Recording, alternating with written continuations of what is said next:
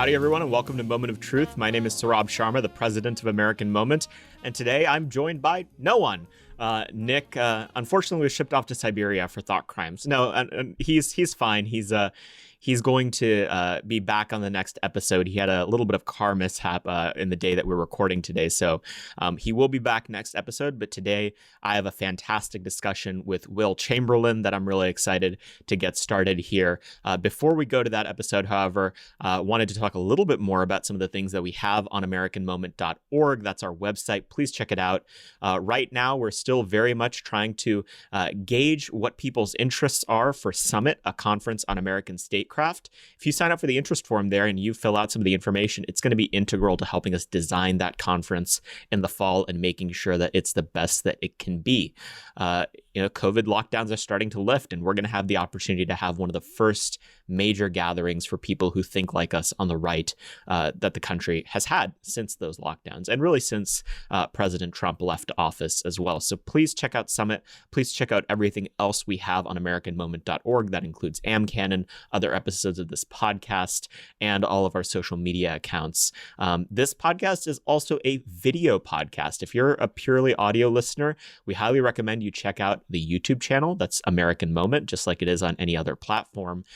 We put in a lot of work on making this a good production. So if you want something to be playing in the background while you're getting work done on your computer, or want to see what all of us and our lovely guests look like, we highly recommend you check it out there. And so without further ado, we'll go to our guest, who today is Will Chamberlain. We've been wanting to have Will on since we started the podcast. He is one of the most entrepreneurial voices on big tech that the right has. He was beating the drum back in 2016 and 17 about how big a problem it was that we have corporate censorship from some of the biggest corporations that the world has ever seen. And I put a lot of credibility in people who are early on these issues. It's very easy to jump on a bandwagon, but it's very hard to be a lone voice out there, especially if you don't have a ton of institutional backing, because these are new ideas. And so Will is one of those people, and he's been part of actually spinning up institutions that do give him backing. A couple of years ago, he purchased Human Events, which was a legacy brand of one of the most prestigious publications on the right for decades. And he's really spun it up into a tour de force, and it's growing every day. And so he is the owner and editor-in-chief over there at Human Events, and he's also the senior counsel to the Internet Accountability Project, which was founded in part by one of our other guests and board members, Rachel Bovard. They're one of the best groups, really being aggressive on the issue of big tech and making sure that the policy answers we have and sort of the rapid response we need on some of these big tech encroachments on liberty and freedom are addressed head on. Other than that, he was a lawyer before he got involved in politics, and he was also an attorney at the Competitive Enterprise Institute. He's whip smart. Apparently, I found out today that he was a poker player for a little bit. He dropped out of college in order to do that and eventually wised up and realized he had to go back. So Will's brilliant. We had a fantastic, wide-ranging discussion on everything big tech, his background, the 2024 election, and how conservatives really need to get comfortable with government power if they're going to fight some of the woke corporations that are dominating more and more of American life. We hope you enjoyed the episode, and now we'll go to Will Chamberlain.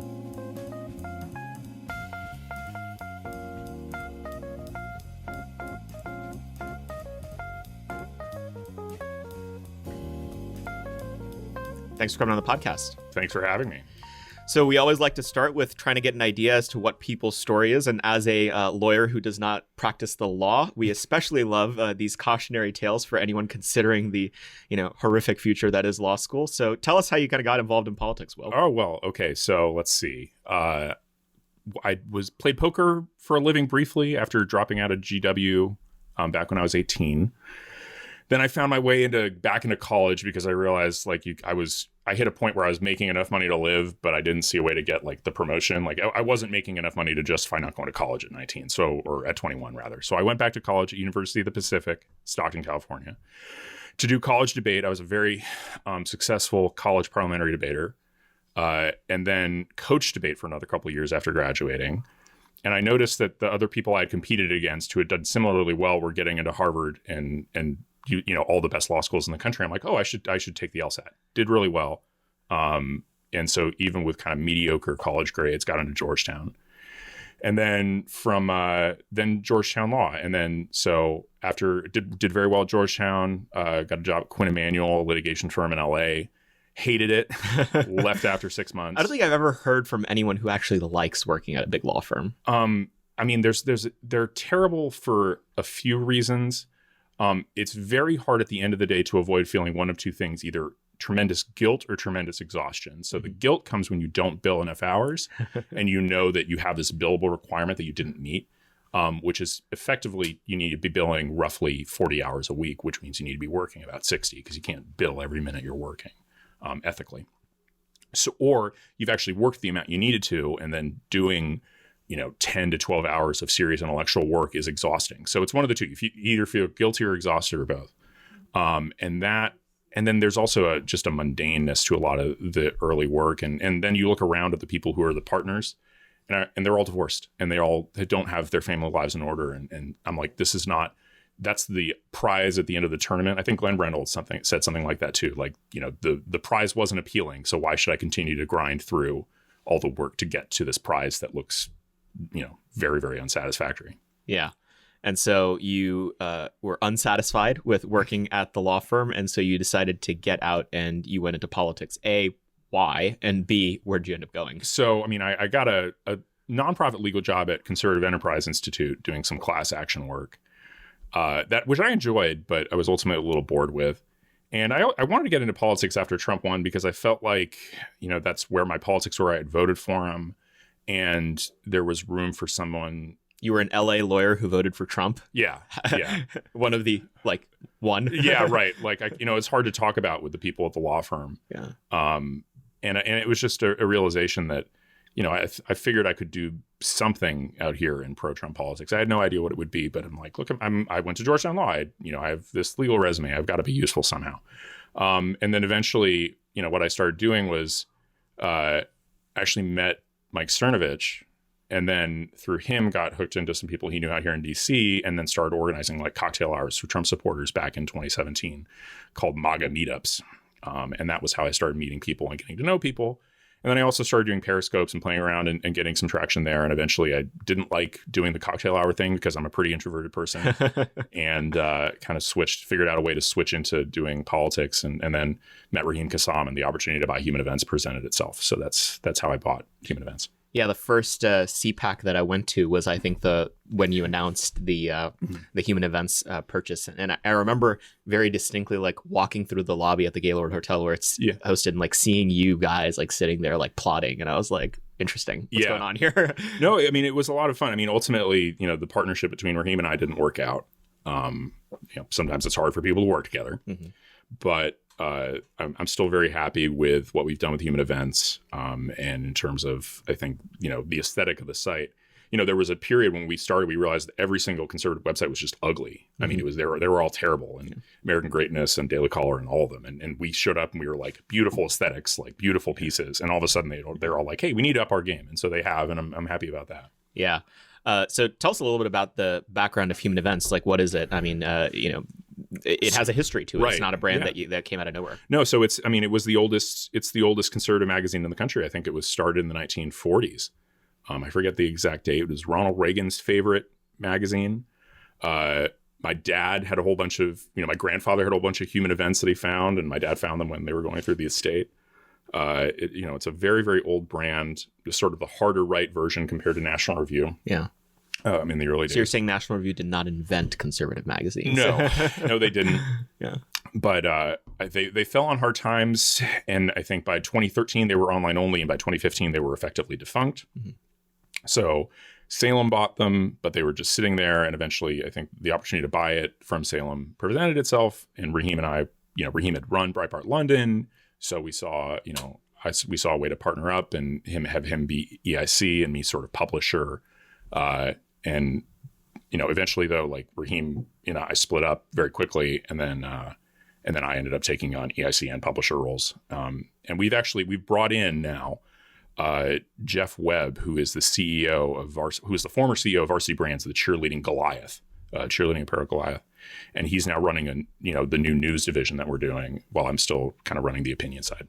What do you see lacking in sort of the existing right of center media ecosystem that you wanted to fill with Human Events? I mean, I thought there was a lack of, there wasn't an equivalent to National Review for the populist nationalists, I thought, in terms of polish, in terms of the writing quality. American Greatness was, I think American Greatness and Federalist are really good, but they weren't quite what I wanted, especially when it came to stuff like big tech and some of the issues that I really cared about. And I think, that's what we really bring to it. I think if you read our pieces, you'll notice the writing and editing quality, especially on the opinion side, is really, really good. That's because I have this absolutely stellar managing editor who is pseudonymous because she doesn't want to, have her, be publicly affiliated or be publicly, political. Yeah. But she's just outstanding. And so, we still bring, I think, and then you got Ian Chong, who does every piece of bespoke art for our opinion pieces. No, that's the thing that I remember really standing out to me was how great the art looked. Yeah. And I know that it's something that Jake, our chief creative officer, has taken some inspiration from, like doing our features and stuff. Like he wants to do more of that because they're just, it's funny. I interned at the Daily Caller a couple of years ago, and when you're churning out copy, you realize that like everyone's using the same 4 thumbnails for a given topic. It's like, there's that picture of Google's headquarters, and like 3 articles a week will come out using that exact same one, and it ends up looking like a mash at a certain point. So if you have unique art, it really distinguishes itself. Yeah, no, and I really like doing that. So we were thinking, unique art, really high quality pieces, and we'll just build the brand that way. And now we're sort of expanding. I think ultimately, we're going to start, we're going to get heavily into podcasts, and we're building out the news division. With Jeff behind us, there's a lot more resources coming our way. So I'm very excited about the future of human events in terms of, bringing, really expanding it and bringing, kind of making more of an impact. How do you think that media has changed? Human Events started as a magazine. That was the cutting edge format at the time. An idea would be to just do that again, but it doesn't seem like that's the plan. Like you are trying to find where the like next frontiers in media are.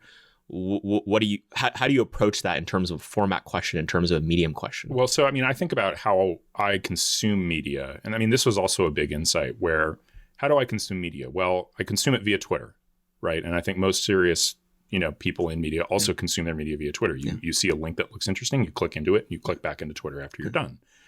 Okay, so it's... And sometimes you just retweet it. You don't even click in. Sometimes you just retweet it and you don't even click it. But that notion meant that I didn't think, especially early on, that there was a huge value in publishing a ton of content if it wasn't good, right? And that you would do a lot better if you went for quality over quantity, and then really tried to push out, really amplify the stuff that you were doing. And I still think that strategy was the right strategy. And it also was much more, efficient strategy. Like even now, the opinion side is 3 people, and even with Jeff and his guy Brent coming in, we have maybe 4 employees total or something. Because, I'm not actually sure how they work on the other side of the operation, but something in that ballpark. Yeah. And because we've been so efficient, we can sit around and think, okay, like, what do we want to do? Where do we want to expand, rather than being like, we have this massive overhead that we need to somehow, generate ad revenue and cover. So you've, running a publication that presumably needs to generate profit, you've probably experienced firsthand what big tech does to conservative media. Yeah. And you mentioned that as one of the things that precipitated your desire to create it. And this is really something that you've made a name for yourself on with your role at IAP, and then just in general commentary. When did you realize that big tech was a problem? It was definitely, it was early. I think it was 2017. I realized it when Milo Yiannopoulos was banned. Yeah. And there was this period where Milo was publicly saying, like, this is the best thing that's ever happened to me, and I'll be just fine. And it's like, no, it clearly was not the best thing that ever. He's conceded that now. But the realization that, okay, a company can, on a whim, without really having a rational explanation or any process to protect you, can just take away your social media platform from you. And I think of my social media platform as one of my most valuable assets that I own, but it can be taken away for any reason or no reason at all by a tech company. And that felt wrong. That felt immoral. Especially, how do you start in journalism without a Twitter account now? You can be established and you don't need one. You can be George Will and write the same op-ed every day for USA Today or whatever and be fine. But if you're just a new coming into the business, you have to be able to use Twitter. Yeah. And so that means Twitter decides who's a journalist and who's not, if they want to. And they do want to. That's why you find like all of these verified accounts with like 33 followers, because it's like, these established media companies have a direct line and they recognize that that is an engine of prestige. Right. And so even though the founders did not envision like the class of persons called journalist, it kind of found our way back at that with the blue check. It's like effectively a bizarre form of professional credentialing. Yeah. Occupational licensing for journalists. Yeah, except totally on a whim, no actual learning needed, just, membership in one of the existing guilds. Yeah. And that, that struck me as very unfair. It struck me that, is obvious, like, okay, well, they've started here. Well, then why won't they want to use that power to do other things? The reason they're doing this is because there's lefties at Twitter who bought into the bizarre rationalization that's like, oh, he's harassing Leslie Jones. Like, well, he wasn't. I mean, he was just arguing with her on Twitter. She was giving as good. And so I knew then, it's like, there's no real due process here. They're arbitrary. Clearly, this is wrong. And I'm a lawyer. I sit and think, okay, well, this should probably be unlawful. Like, this is they're discriminating on the basis of politics. This is unlawful. How do we fix that? Well, we write a law that makes this particular kind of discrimination illegal. And so what was the original proposal that made the most sense to you? I remember distinctly, I think it would have been circa 2017-18, Senator Ted Cruz starting to talk about Section 230 and the publisher platform distinction. What to you was the squeaky wheel at the time in terms of the law that could be addressed? And is that still the solution that you think is the best? So, I from the beginning, I'm okay with 230 reform, but I always thought, we've been overly focused on it because 230 was a statute written to solve a different problem, right? Solving the sort of moderator's dilemma. If I do any sort of moderation, like if I delete porn, then am I liable for all the third-party users? Like the sort of dilemma that the courts had created was if you do nothing, you can't be sued for defamation. But if you do anything to remove any content, no matter how disgusting, you are on the hook for defamation liability. Mm-hmm. And so Congress in their wisdom was like, okay, that's stupid. We're going to immunize you from all liability so you can get rid of, porn on your website. But that's a different problem from censorship and discrimination. And from the beginning, I was like, we need a law that protects people's right to use Twitter and Facebook. Because if you think about it, why are we focused on 230? Well, they're saying, well, if they're just taking people off of Twitter and controlling what content should be out there, then they should be liable when somebody defames someone on their platform. I'm like, great, but what about the victim of censorship? Like, some other person being able to sue Twitter and Facebook for defamation does not redress the harm of the person who's been censored. Mm-hmm. Like, they're the ones who need protection. And I mean, the analogy is, what happens when you have a First Amendment case? Like when some odious figure wants to speak on a university campus and the university campus tries to block him, there's not some random circumvention where you have some other person suing the university. That person sues the university, walks into court, gets an injunction, and is able to speak again. In civil rights law, if there's any sort of racial discrimination, you walk into court, you get an injunction, the racial discrimination is stopped by court order. So what we needed was, okay, let's write a law that says if you're silenced, if you're censored for lawful speech or whatever however we want to structure it, you can walk into court, get a court order and your attorney's fees paid for, and force Facebook and Twitter to restore your account and restore your content. It seems to me that the reason so much of the right has focused on Section 230 is partially because conservatives aren't used to the idea of legislating. It's like, oh, that existing thing, we'll just tweak that. God forbid we actually think about something original. Right. Yeah. Like there's this weird fear of writing a new law. Yeah. And it's I guess maybe it's the libertarian impulse where the libertarians are like, everything that exists before in terms of the law, except for the drug laws, is fine. But no new laws can be made. And all the laws already written are infinitely wise. Yeah. And rather than say, okay, but this is a new problem, let's write legislation to target it. Antitrust is another example. I'm perfectly fine using antitrust laws. So is IAP. Like I like them. And I think, clearly there's some monopoly issues with Google and Facebook and Twitter and whatever. But that, it's an indirect way of solving the censorship problem. Antitrust they weren't thinking about like what happens if, the newspapers censor people when they wrote the antitrust laws. They were thinking what happens when John Rockefeller monopolizes the oil industry. Yeah. So let's write a new law to solve the problem we want to, rather than having to kind of do legalese to stretch an old law to fit a new problem. No, that's such a good point. And it's something that I've spent a lot of time thinking about lately. There is probably some sectors where antitrust is important, but I've just gotten to the point where I'm saying antitrust is a cope. Like that's what it seems like. It is people being duplicitous about what they actually want. They want the censorship to stop, but they don't. Conservatives do not have the moral vocabulary to advocate for new law, Right. Yeah. or any changes in the regime. So they're just like, well, we have these existing tools to bear. When it's like, nope, you can legislate. Right. We can just write a new law. Yeah. There's a whole constitution on how to do that. Right. And I mean, Justice Thomas literally just gave everybody a roadmap. Like, Yeah. here's the various types of laws you can write that, right now I can't do anything for you, but you write these laws. Yeah. Maybe we got something going. Yeah, so we're recording this at the beginning of April, and Justice Thomas just wrote, was it either concurring opinion or a dissent? Concurring opinion. In which he made a lot of libertarians very angry. Yeah. I saw Ari Cohn was very upset. Very mad. And so why don't you explain a little bit about what he said, why it's important, and how it is a roadmap moving forward? So, I mean, the overarching case was this case about Trump being able to block people on Twitter. Right. And I think the NYU and some legal clinic there had sued him and saying, you're not allowed to block people on Twitter because it's a public forum.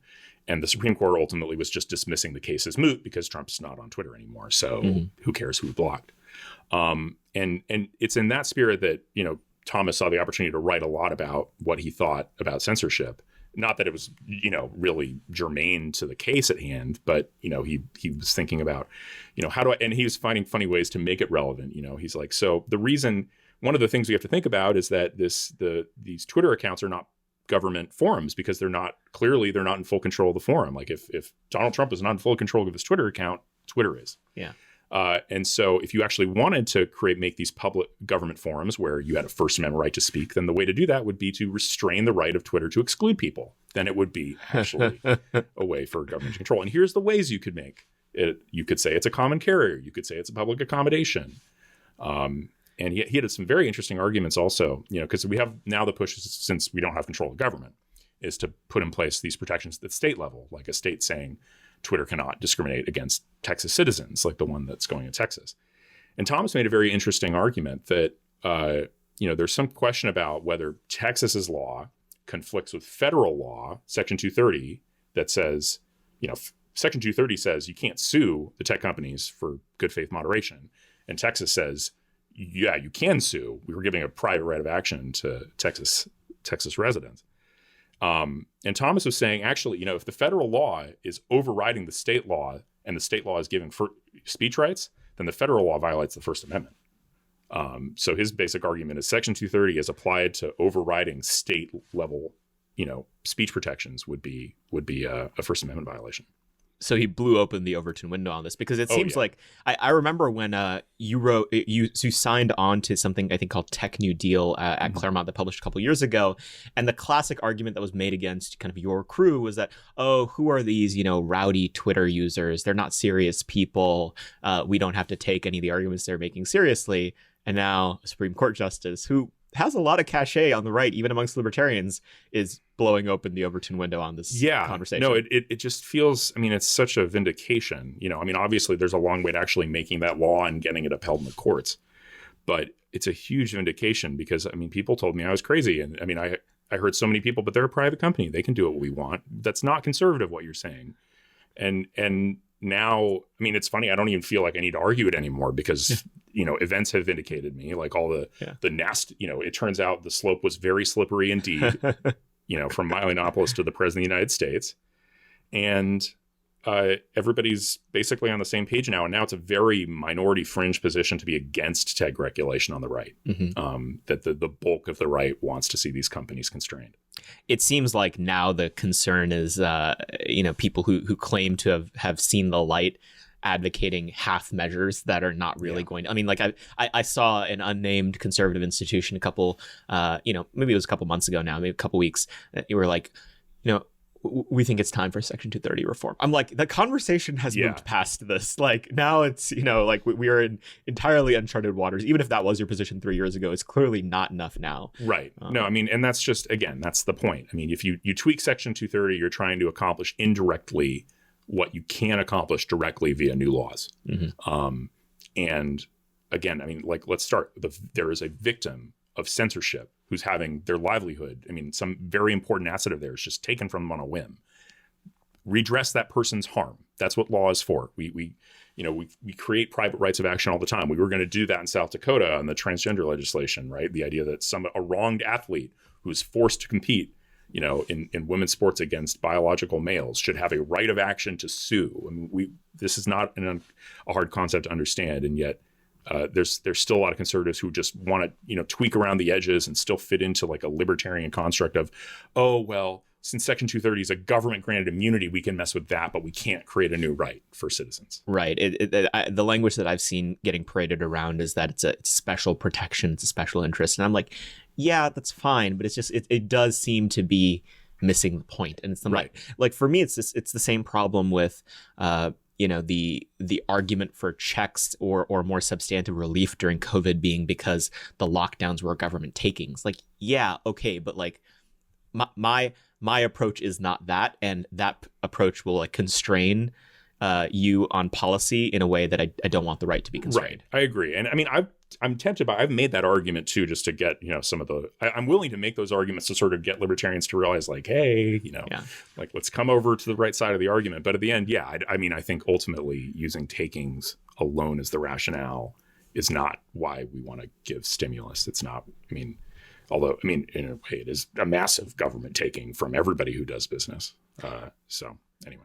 So where does this, you spent enough time in DC now that you probably have a sense of what some of these like pathologies on the right are. Where does this crisis of imagination stem from? The inability to legislate or even think in those terms. Like, Section 230 appears to have been written on stone tablets by Moses at this point, and, the right can't even think beyond that. Where does that broader, problem come from? I think it comes from 30 years of the intellectual space on the right being dominated by the Kochs.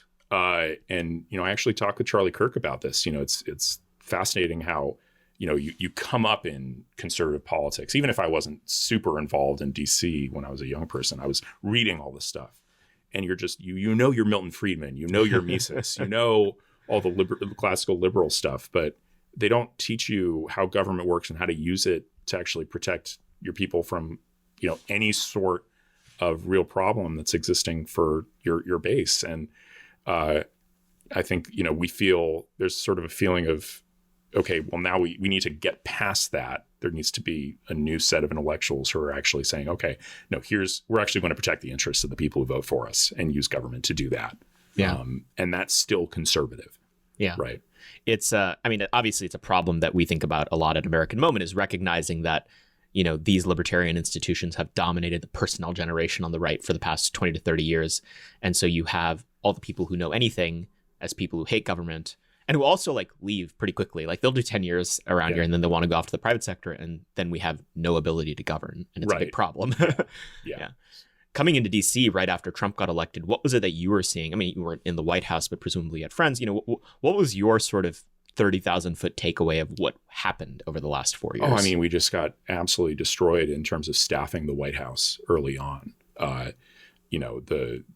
Apparently there was they didn't even remember they had people submit to makeamericagreatagain.gov or something. Greatagain.gov. Greatagain.gov, and all those resumes just got flushed down the toilet, and it was just staffed with RNC people from the very beginning. And as a result, like getting these serious issues taken care of, you couldn't do anything. I kind of like, Trump realized it too late. There was a period of 2 years where the moment Milo Yiannopoulos was banned in a world where the Republican Party had its act together, immediately there would have been legislation to be like, no. You don't get to ban any conservative influencers. Yeah. Sorry, Twitter. It's a right to use it unless they break the law. Yeah. And imagine if they had done that. Like imagine what the world would have looked like in 2020 if the Republicans were capable of getting their act together and putting an immediate legal stop to what Twitter and Facebook were doing to some of the more fringy influencers.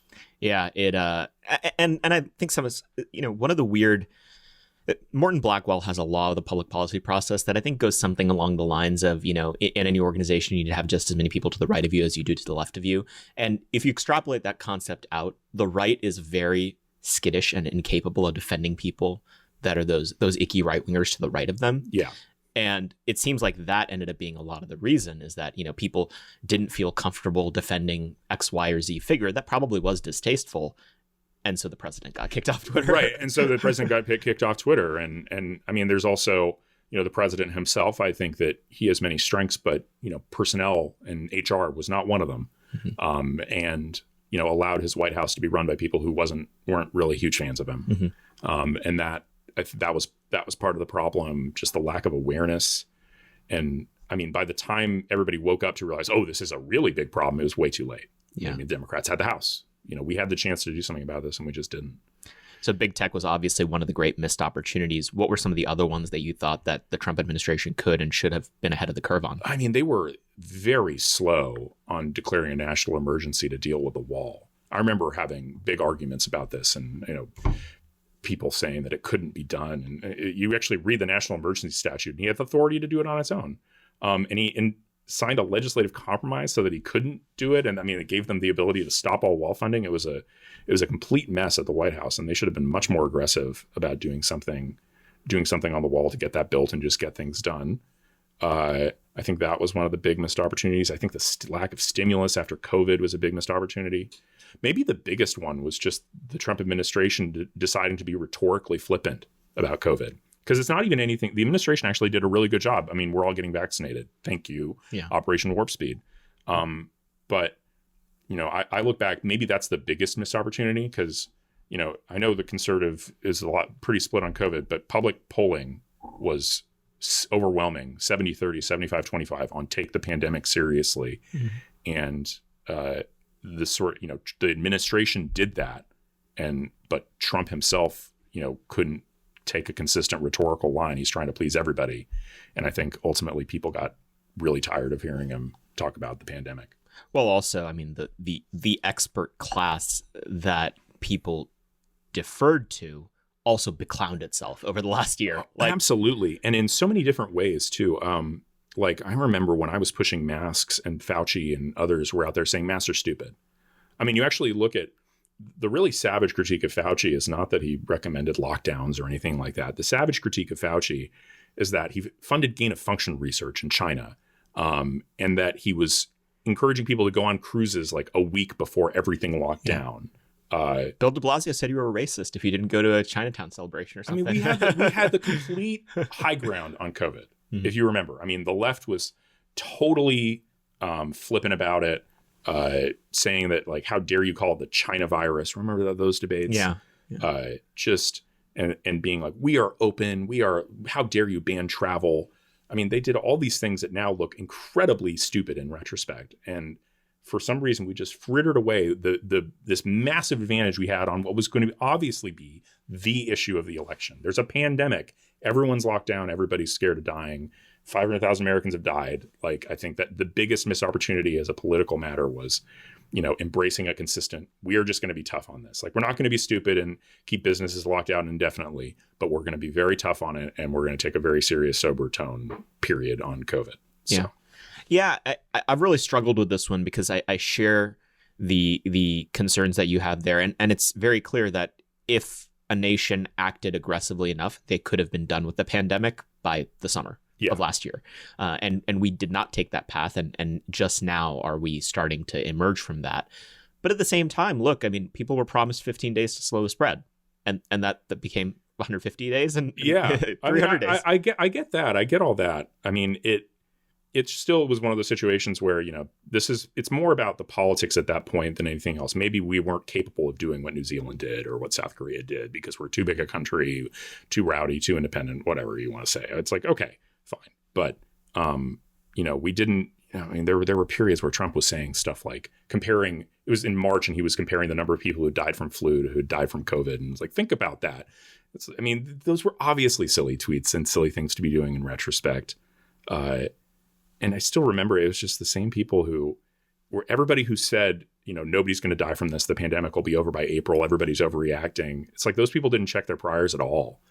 Yeah. It still frustrates me because I remember just being no, look at what happened in Italy. This is going to blow up on us. And everybody's still freaking out and being how dare you say that there's, this is actually going to be a pandemic. That I think is fair is that people seem very reticent to actually compare no one's actually willing to reckon with their track record on bigotry. Most of the most vociferous Fauci critics are the people who were said 10,000 people would die. Yeah. It's okay. Yeah. But of course, look, I feel like the left had an opportunity in the last year to really concretize rule by experts as divined by liberal institutions as the mode of governance, and they blew it because they're morons. And they're no good. Yeah. And I mean, the fact that they can't, I mean, they're saying stuff like they're still wearing masks even though everybody's vaccinated. Like they're talking about, well, we don't know if like, stop it, get people vaccinated. I mean, Israel had this right where they're like, everybody needs to get a vaccine. If you don't get a vaccine, you're dumb. Like that. And all of a sudden their deaths have plummeted and they're in great shape. And the debates about, it would give a good place for the right to be where they're like the massive theater, get everybody vaccinated so we can go back to business as usual and don't discourage people from getting the vaccine. So I don't know. And it's the big accomplishment of the Trump administration. I mean, this is the fastest we've ever had a vaccine rollout in history. I've been reliably told that Joe Biden delivered all 100 million vaccines. The fact that we're, getting out of this is due to the Trump administration. Every Republican should be out there taking credit for how good, for the vaccine development. Yeah, I mean, I like it in the sense that, like what happened over the last year, all the deaths and everything, obviously were a tragedy, but it was kind of the great modern example of what government can do if it is directed towards good ends. Yes. And, I can't help but think, how is that a roadmap for other things that the right could be doing? And so, moving forward, we have a couple years of the Biden/Kamala administration, depending on who you think is in power.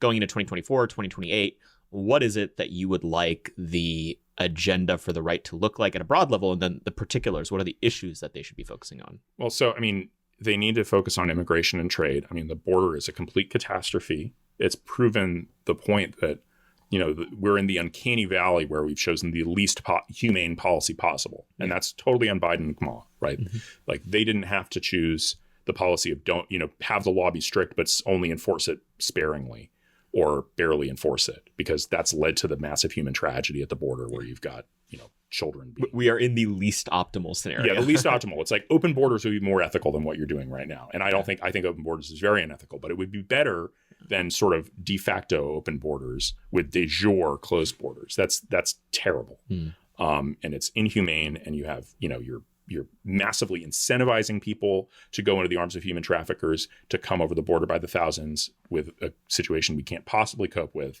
And I mean, you see those, you see that they're massively overcrowded in all those facilities. I mean, those people are, it's terrible. It's a human tragedy. And that Trump had a correct answer, which was no, enforce the border, deter people from using these human traffickers, squeeze, stop that from happening, and then allow people in legally. And so I think back to focusing on immigration, trade as well, that's a big one. But then also the combined like anti-corporate wokeness. I mean, it's disgusting to watch all these corporations suddenly start shilling for Democrats. I mean, they did it before a little bit, but now, I mean, we need to be, talking about excise taxes on baseball. Like we just need to deter this. Yeah. Our American corporations should feel, they can speak about their interests, but the moment they start speaking about partisan political debates, they just feel the weight of the federal government come down on them the next time the other party takes power. Yeah. The Lieutenant Governor of Texas, Dan Patrick, had a tweet the other day where he had called up the, I believe it was the American Airlines government affairs person, their top government affairs person. And he straight up asked them, did you read the bill? The election integrity bill that was being condemned by American Airlines? And the person said, no, we did not read the bill. What about your CEO? Did he read the bill? No. It's purely narrative coming out of the line. Right. Yeah, no, they bought into Stacey Abrams and whoever else's narrative, and there need to be consequences for that, right? This is the other thing. I mean, there's a reluctance on the right to really fight back and use tit for tat, because that's how you deter this behavior. The next time the airlines need a bailout, they should be told that, we're so sorry. We hope you enjoy bankruptcy and that new management can effectively employ all the people after your entire C-suite is fired. Yeah. Maybe go back to Mark Elias and ask him if he'll share some of his, Ford Foundation money with you. I mean, it's just, like basically the goal of the conservative movement, I think that should be a policy goal, should be the C-suite of any company that came out against this bill to be replaced. Right. All gone. New executives. Yeah. Like there needs to be deterrence. There needs to be consequences for joining a partisan political debate.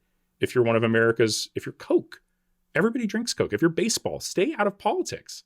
Like, except to this, I mean, if you want to go advocate for your own interests, that's what I think we should be fine with. I'm okay Coke saying like, hey, like we need to talk to politicians and be like, well, we need this plant here, or the policy you're going to propose is going to really hurt our business and put a lot of people out of work. Fine.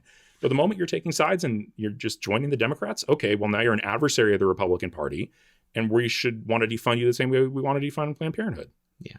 And actually do it. Yeah. Unlike with Planned Parenthood. Well, yeah. Well, and that's, it's like a why are you hitting yourself sort of thing. These companies, they always say, well, these policies are bad for business. Why are they bad for business? Because we won't do business in the state if you pass this policy. Wait a second.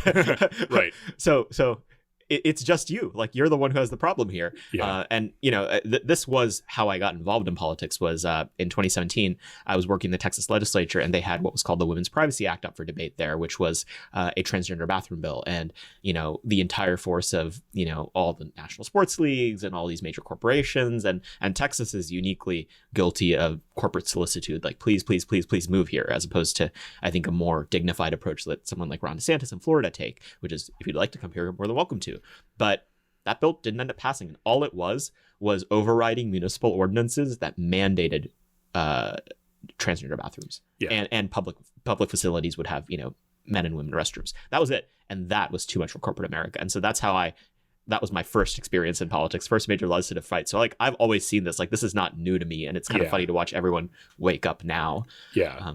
But I think we can win this one, though. I think that they've massively overreached with this bill. Yeah. And suddenly even Mitt Romney is out there being like, you've bought into false information. Yeah. The most useless Republican in the Senate is angry about this. Yeah. So. Well, you mentioned, though, like, actually defund them, unlike Planned Parenthood, which we haven't. And that's the thing I worry about with this, is that the Republicans are very, very bad at follow through on this stuff. At least partially because most of the political capital that they can generate off of being good on this stuff happens on the front end, on the, like, proposing the policy or saying you would propose the policy. And I think there's no better example of this than what just happened in Georgia. Like, I remember every Republican, myself included, on Twitter was so excited. Georgia was going to cut this Delta Airlines tax break or whatever. And it passed the House. It did not pass the Senate. And so Delta Airlines still has its tax break. And very few people seem to have noticed. It's like the liberal misinformation tweet getting 10,000 retweets and then the correction getting 10. Like, yeah. And this is what happened in South Dakota as well, right? Kristi Noem was supposed to be the great savior of the right. She was great on COVID lockdowns, all this stuff. Come to find out, actually, she was pushed by her state legislature to be good on COVID lockdowns.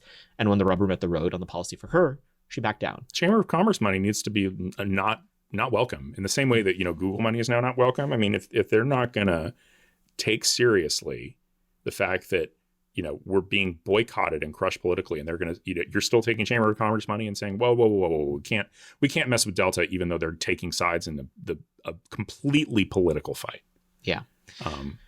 Yeah, we have to do something about that. So what are some of the, you had a sophisticated conception earlier about, what is kind of missing the point and what's actually the point on the tech regulation stuff.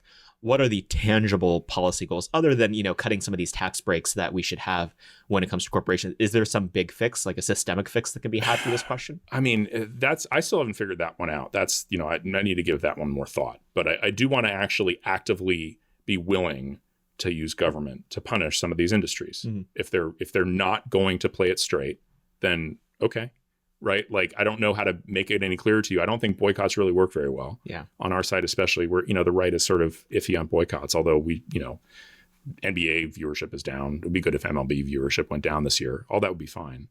But I think states should be, oh, you want a new stadium? That's funny, right? Hilarious. Oh, you want to open a new plant here? Oh, well, no tax breaks for that. Yeah. And just in general, like, maybe we need more investigations. Mm-hmm. Like, that's what you have a state attorney general for, right? Like, any shenanigans with your taxes, any shenanigans with your plants, any shenanigans with your labor practices. Mm-hmm. Like, maybe Kansas and all those Republican states should start investigating Amazon. I think if they're going to wield their soft power to mess with us, we should be willing to use the instruments of power available to us to make them realize they've made a huge mistake. Yeah. We should do politics. Yeah, we should do politics. Yeah. It's been hilarious to watch over the past couple of days, as the new libertarian argument is that, this is censorship, what the right's doing. By opposing these tax breaks from corporations because of quote unquote speech they're making, you're doing censorship. This is cancel culture. No, it's self-defense. Literally, the entire point is like, don't boycott us. Yeah. Right? The only, like, we're doing what you started it. Like libertarians of all people should understand this, right? Libertarians are all like, the initiation of force is the problem. Yeah. Like, basically what libertarians are doing are saying to the person who shot in self-defense and being like, you're a violent person. Like, they would never do that. But they're, motivation, right? Like, seems like, if a government does it, oh, no. If a corporation does it, oh, yes. Yeah.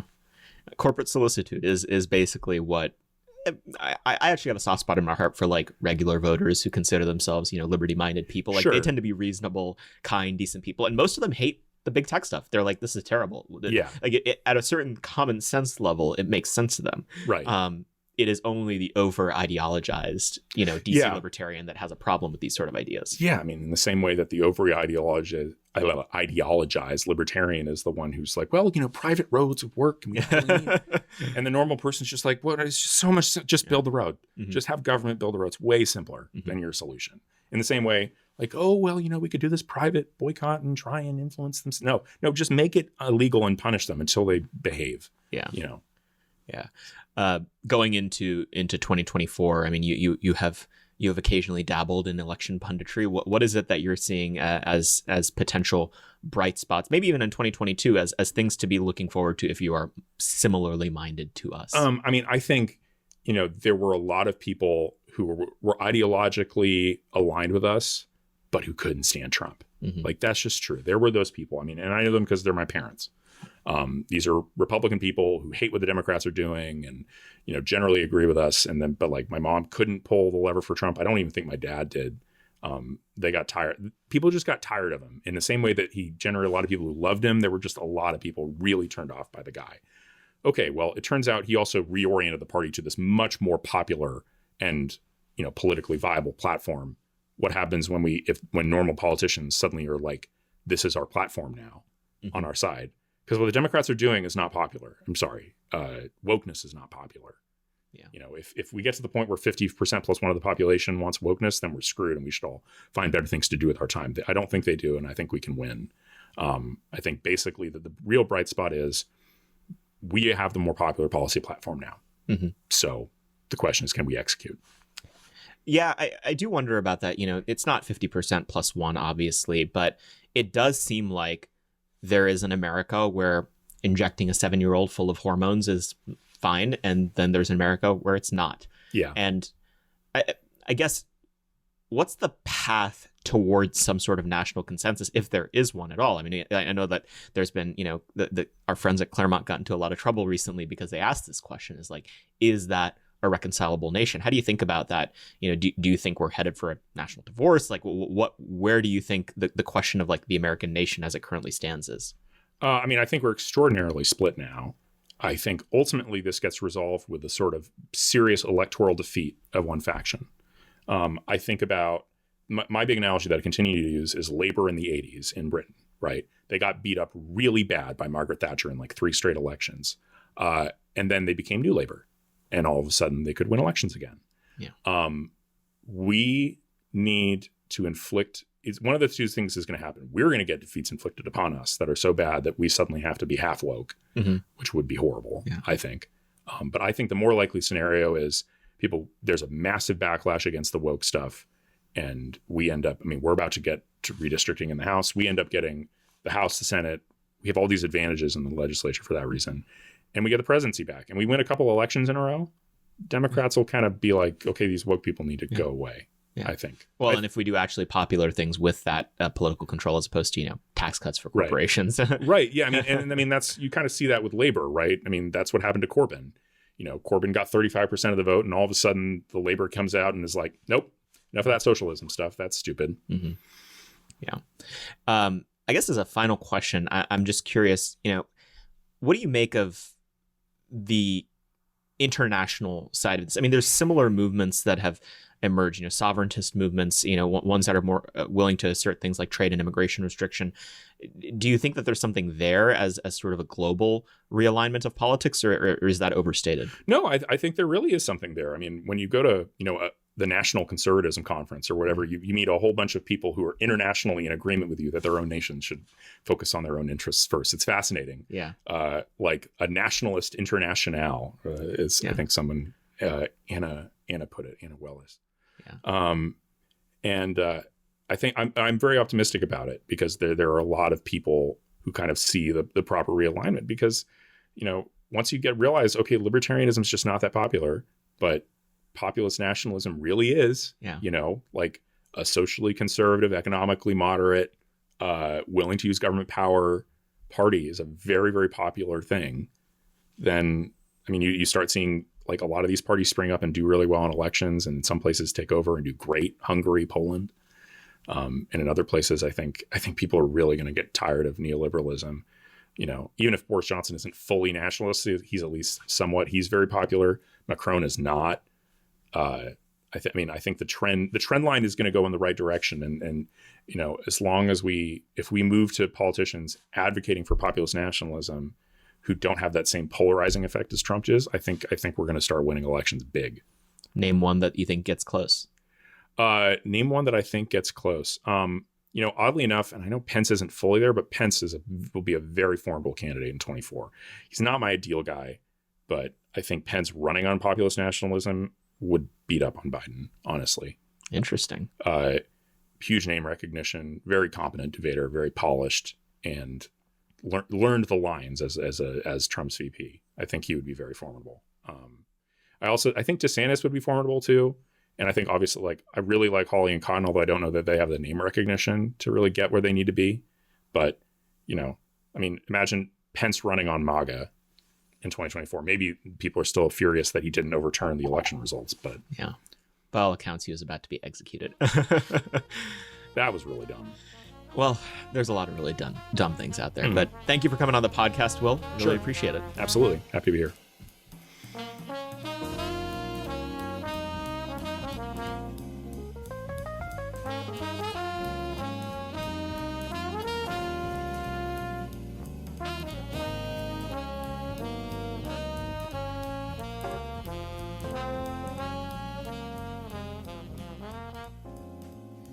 On today's AmCanon Roundup, I wanted to talk about a piece that we touched on briefly in the episode with Will that I highly recommend all of you read. It was a piece published at the American Mind in, I believe, 2019, and it was called For Real American Greatness, A Tech New Deal. It was co-signed by, among others, Ryan Williams, Matthew Peterson, James Poulos, Jim Antle, Rusty Reno, Arthur Bloom, and Will as well. And it really dives in deep on what we need to do in order to address the challenges of the digital age head on. Conservatives tend to have a crisis of imagination when it comes to some of these pressing issues. We talked about that a lot during the episode with Will. You know, they're motivated to tinker around the edges with something like Section 230 or perhaps antitrust, when in reality, the digital era demands new legislation, new laws, and new approaches to issues if we care about the substantive ends that conservatives should, which is things like family and sovereignty and liberty properly understood. This piece dives into setting the stage for what the paradigm shifts that are happening because of the digital era are, and then proposing some of the solutions that need to be met that are wholly conservative in their mindset. They may make libertarians a little bit upset, but they really are critical to ensuring that we have fully fledged out rights as political speakers in American life, which is really what the founders intended with the First Amendment, was a full spectrum right to political speech that would allow for liberty and representative government to thrive. So I highly recommend you check that out. That is on AmCanon, as is a lot of other stuff. We're updating AmCanon every week. If you checked it out once when we launched and you thought you got all of it, I promise you haven't. Our executive producer and co-founder Jake is hard at work adding new pieces every week. We also put up features every 2 weeks. We've done ones on personnel as policy. We've done one on supporting American families, on justice properly understood, and many more. So please check those out. Check out everything else we have at AmericanMoment.org. And please make sure that you like and subscribe to this podcast on all platforms and share it with your friends. I've been blown away running into people just in DC and elsewhere that listen to this podcast and enjoy it. And our listenership is much more than I expected. When you start a podcast, they lead you to believe that it's just going to be your mom and your sister maybe listening to it. And that's how a lot of podcasts start out. But we've been extraordinarily blessed to have a pretty wide listenership already. So thank you for that. Thank you for listening. If you have any feedback, please feel free to reach out to us. And we'll see you next week. Moment of Truth is an American Moment Studios production filmed at the Conservative Partnership Center. Our podcast is produced and edited by Jake Mercier and Jared Cummings. Our intro music is A Minor Struggle by Ryan Serenich. Don't forget to like and subscribe on all platforms, and you can go to AmericanMoment.org to learn more.